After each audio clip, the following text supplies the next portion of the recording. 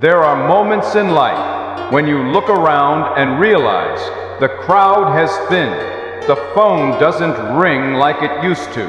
The room feels quieter than before. And the enemy whispers, "Something must be wrong with you." But listen to me carefully today. Silence does not mean abandonment.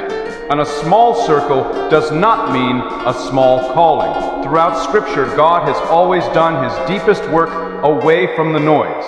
Moses was alone on the mountain before he ever stood before Pharaoh. David was alone in the fields before he ever faced Goliath. John the Baptist lived in the wilderness before he ever shook a nation. And even Jesus, yes, the Son of God, often withdrew to lonely places to pray. Why? Because God does not shape His strongest servants in crowds. He shapes them in quiet places. Some of you listening today are not surrounded by many people because God is drawing you closer to Himself. You've learned to pray when there was no one else to talk to. You've learned to lean on Scripture when applause disappeared. You've learned that faith isn't built on popularity. It's built on obedience. And that kind of faith goes deep. You see, when you're not constantly performing for others, your soul begins to listen. When distractions fall away, conviction becomes clearer.